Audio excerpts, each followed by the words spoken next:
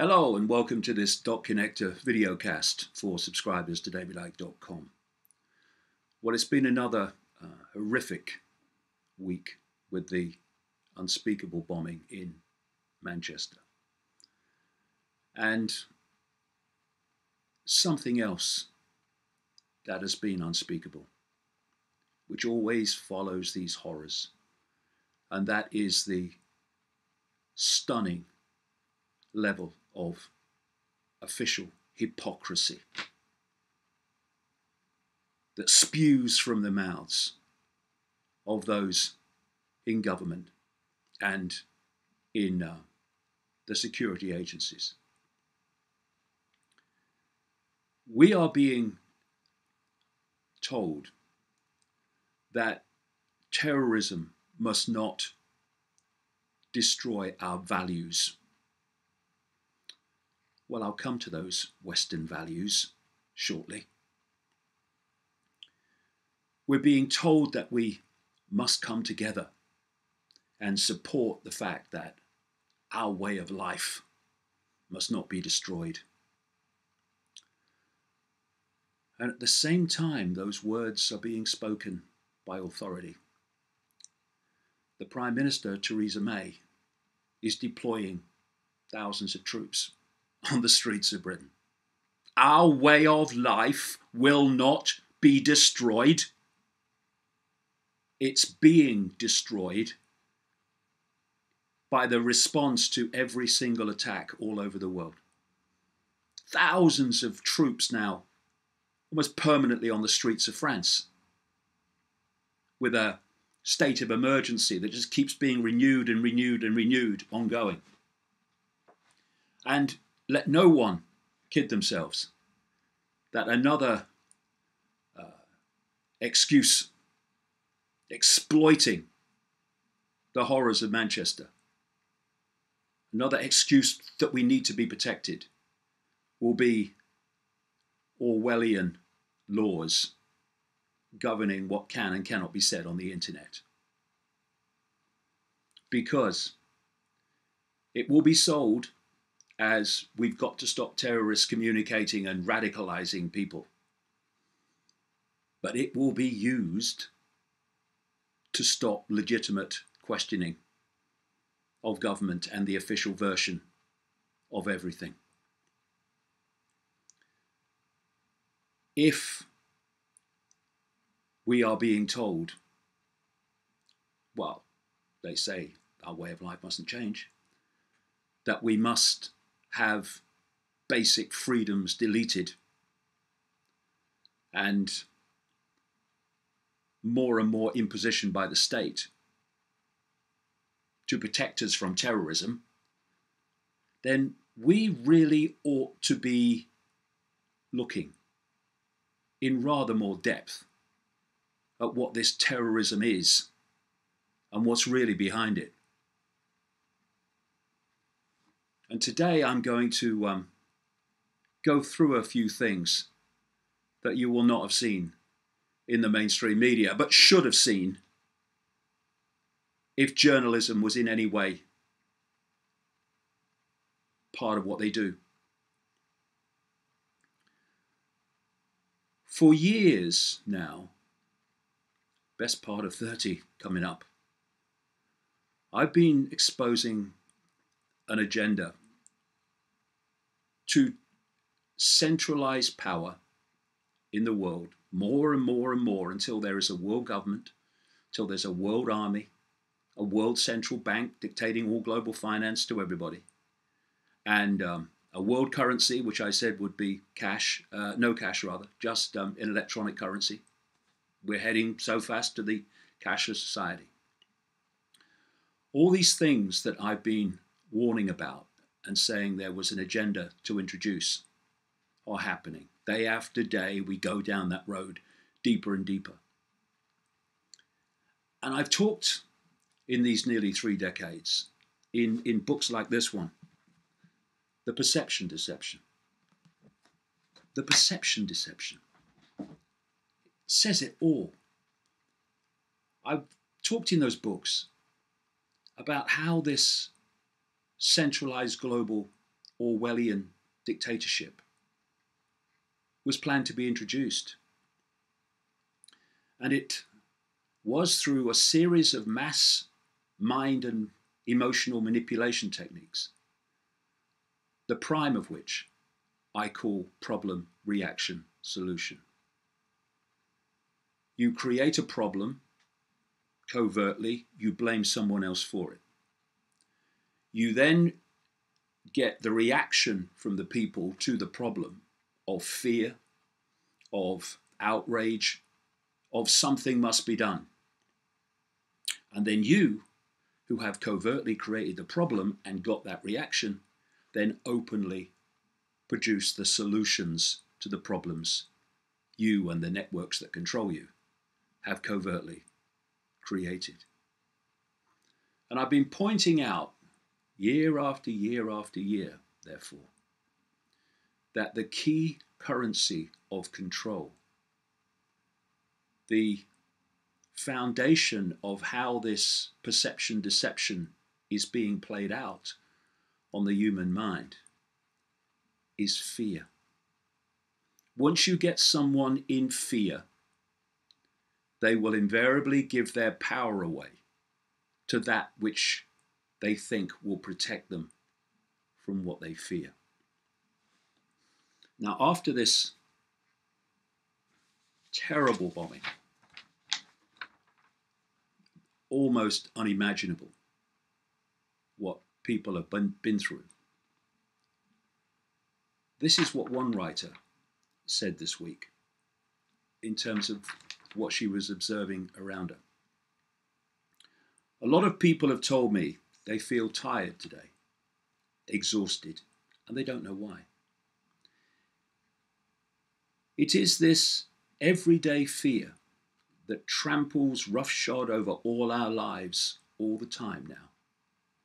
This heightened consciousness of danger, it's fatiguing, leaves you with a jaw of concrete, aching teeth, neck muscles taut, and subconsciously clenched against it all. And this is precisely the state of being that I've been warning all these years, that which is manipulating the world to this global Orwellian state has sought to put humanity in. And the more attacks and the more things there are to fear, the more this ongoing state of anxiety and fear is installed in the target population. And this is why these attacks are in places where people would think they were safe. This is why they're in schools in America. This is why they're in shopping malls. This is why they're in concert venues. Places where people, in their sense of normality, would not go in a state of fear. But now what are people saying? Nowhere's safe anymore. That is exactly what this is all about. I've been saying that the plan is to create a eventually global military police force where the two are fused together under one command. As a result of this attack in Manchester, we have troops on the streets of Britain. More attacks, more troops. Oh, let's have tanks in the streets now. Blair's done that already. And the same in France. Troops on the streets are now becoming familiar because we must be protected from the terrorists. So then you ask the question again. Who's really behind the terrorists?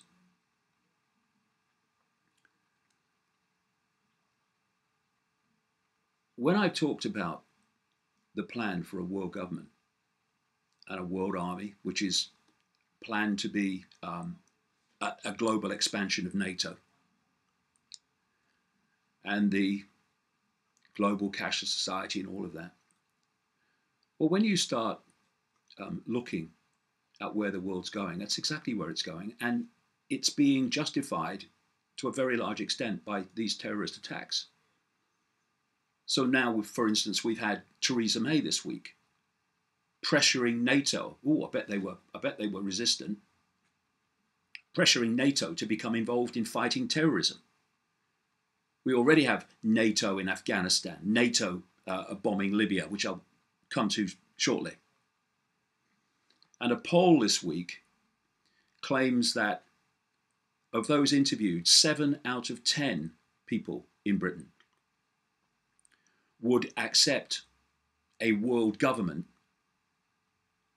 to protect the world from war, from terrorism, and from the hoax, because that's what it is, of human-caused climate change. And so when we ask the question, and we should after all of these events, who benefits? Who benefits from this horror happening? Is it the people of Britain? No. Or any other country where there's an attack? No, of course not.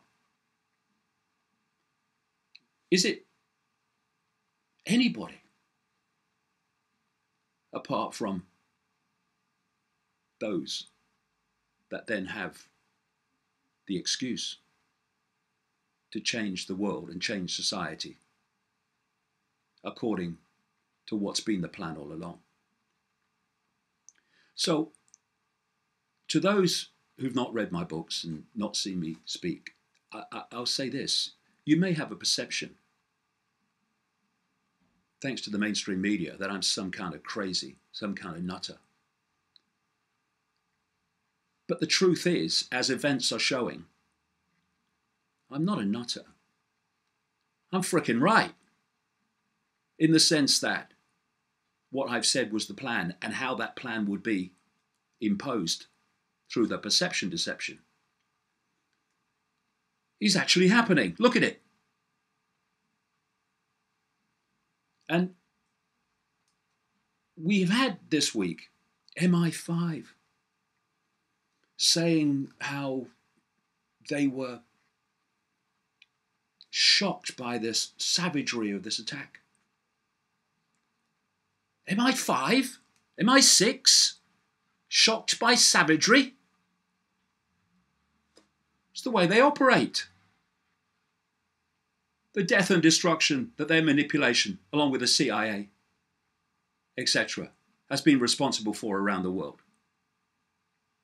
And now the crocodile brings forth the tears. Same with Trump. Do you know, there are so many ironies in the last few days, but this has got to be one of the biggest. Donald Trump talked about beautiful young children being killed in Manchester. Immediately after securing a deal with Saudi Arabia, the great terrorist funder of planet Earth, in league with the United States and Britain. A deal that will hand over to Saudi Arabia $350 billion worth of arms, on top of what they've already given them. A Saudi Arabia that has been responsible, along with Britain and the United States, with the very creation of this ISIS idiocy, because that's what it is, horrific idiocy, which is being connected to this attack in Manchester and has been connected to attacks galore across Europe. The President of the United States stands there talking about the horrors of Manchester while selling weapons worth hundreds of billions to the very sponsor of the terrorism that he's condemning. The very country that has killed thousands of civilians and children in Yemen with American and British weapons. What about the beautiful young children in Yemen and in Syria and Iraq and Libya that have all died at the hands of this moral West? Talks about its values.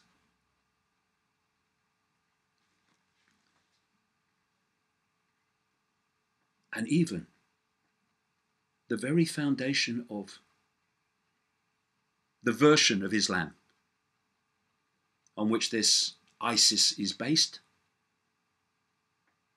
comes lock, stock and barrel from Saudi Arabia.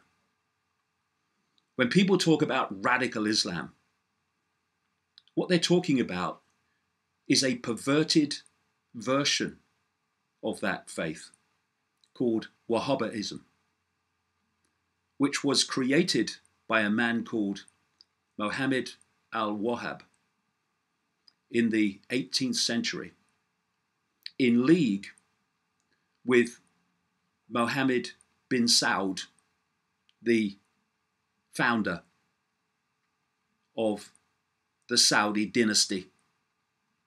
Yes, Wahhabism, the version of the faith on which ISIS is based, is 100% the creation of Saudi Arabia. That's just been given £350 billion worth of arms. If you look at the two, ISIS and Saudi Arabia, there's only one in the list that is different. ISIS is called a US enemy.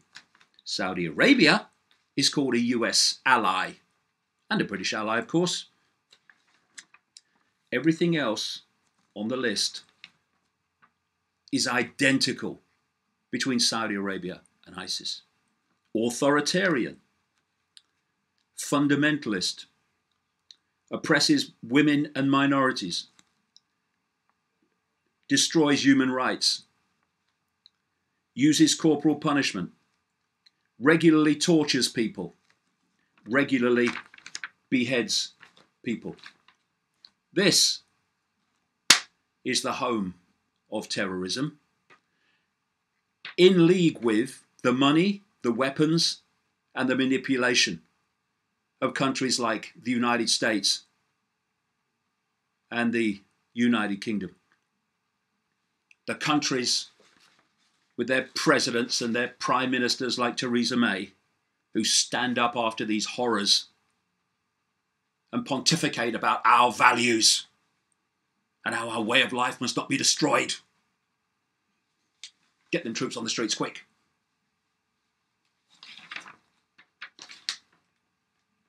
Yes, Theresa May, Libya. I've exposed in great detail in the books and in this world tour and before how the list of countries that are being targeted in the Middle East, Iraq, Libya, Syria, are all on a list. Iran's on the list as well. That's why they're turning everything on Iran now. North Korea was on the list as well. That's why they're turning on everything on North Korea. It was a list created in the year 2000, or at least then, obviously goes back further, of countries for regime change. And under different presidents and different prime ministers, that list is being ticked off. And one of them, of course, was Libya.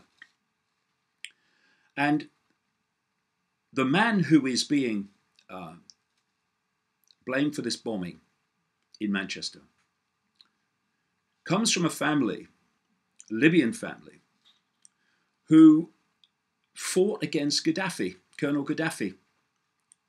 And I've explained many times before that what they did in Libya, what they did in Syria too, but what they did in Libya is they armed, funded and trained rebels, mercenaries, people that didn't like Gaddafi, to get rid of him, to start attacking government targets in Libya. And that was fine, no one said a word. And then when Gaddafi responded to those attacks, it was he's killing his own people. So we've got to send NATO in and bomb the innocent to protect them from terrorism, to protect them from Gaddafi. During this period where the British and the Americans were orchestrating these rebels to attack Gaddafi, because he was on the list for regime change going way back, these people were allowed to move between Britain and Libya at will, because they were doing the West's bidding. Oh, get them on the plane. Which included the family, the father of this guy who's named as the bomber in Manchester. Do you know who was Home Secretary in Britain during that period, where these people were being allowed to move between Britain and Libya at will? Oh yeah, let them go. Theresa May. The Prime Minister today, who says we must protect our values and put troops on the streets. And I'll give you another example of how this works. This is a former French minister for foreign affairs called Roland Dumas, speaking on French television, and he's talking about Syria, which the way they did Syria was a mirror of the way they did Libya. He said, I'm going to tell you something. I was in England 2 years before the violence in Syria on other business. I met with top British officials who confessed to me that they were preparing something in Syria. This was in Britain, not in America. Britain was organising an invasion of rebels into Syria. They even asked me, although I was no longer Minister for Foreign Affairs, if I would like to participate. Naturally, I refused. This operation, he says, goes way back. It was prepared, preconceived and planned. And so was the one in Libya, which involved the family of this bomber. This is what's going on. And where now are Boy George Bush, Barack Obama, Tony Blair, David Cameron, who were all leaders in Britain and America as these countries were picked off, and this mass slaughter of the innocent unfolded? Where are they now? They're making speeches, being paid a fortune for them. They're standing up and saying, we must protect our values. We have got to wake up, human race. We have got to wake up to what's going on around us, because it ain't what we're told is going on around us. See, problem, reaction, solution is being played on us all the time.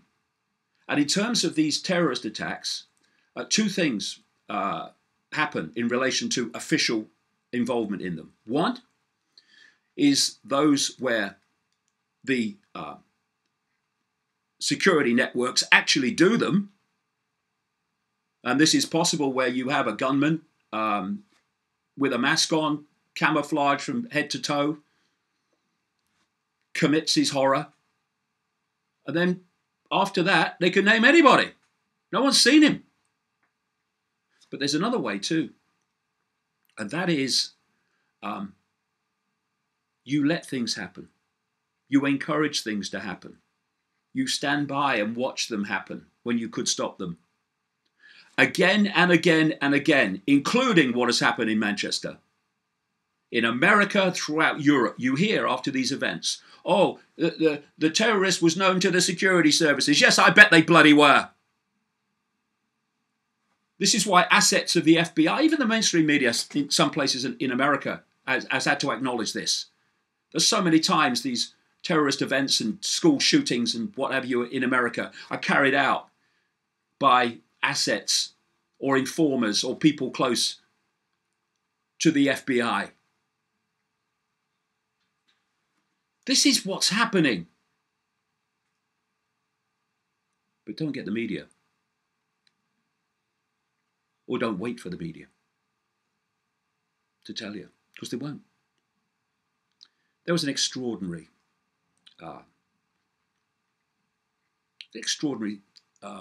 situation this week with a guy called Icke Campbell, who is, terrifying to say so, but I must because it's true, who is a BBC radio news presenter.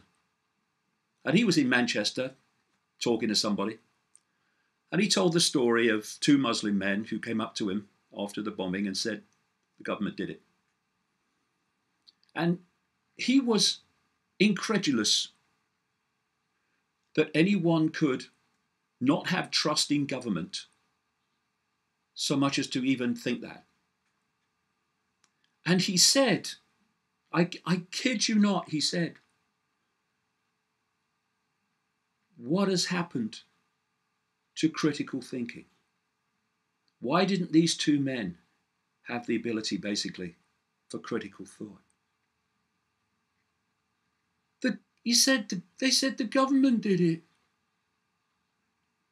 The government is a very big word and a very vast spectrum of agencies. Doesn't mean Theresa May did it, but that it was done by those deep in the shadows, or allowed to happen by those deep in the shadows, so that the problem can be offered a solution that takes us further down this road to Orwellian global dictatorship. Unfortunately, so-called journalists like Icke Campbell had their ability to critically think removed at birth. And they're like a firewalled computer. They simply cannot compute that agencies that condemn terrorism could be the agencies that are behind it to provide the excuse to change society as a result of the terrorism. And then we had also this week Shami Chakrabarti.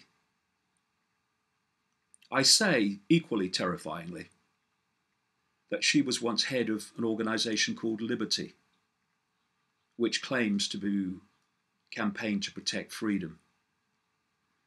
She's now a baroness, anti-establishmency. And the opposition Attorney General for the Labour Party. And she was saying that we must not have conspiracy theories about the Manchester bombing. We must all just come together in unity. In other words, shut up and just accept the official story. This is why the genuine, and there's a lot of it that's not, alternative media is necessary to ask the questions and make the points that these people will never do. And one of the targets, using the excuse of Manchester and other bombings, is going to be to censor the alternative media and the alternative view, the alternative questioning, using laws to stop the terrorists. These are dangerous times, and we need to start to critically think and think things and possibilities that people have never thought before, because I tell you now, after nearly 30 years of researching this in, goodness knows, 50, 60 countries, this world is not just a little bit not like it seems to be. It is nothing like it seems to be. And RT, or Russia Today, which actually does ask some more questions, doesn't go even nearly far enough, but it asks some more questions than the mainstream media does. It has a motto, if you like. Something appears on the screen now and again, which says, question more. No, we mustn't question more. We must question everything.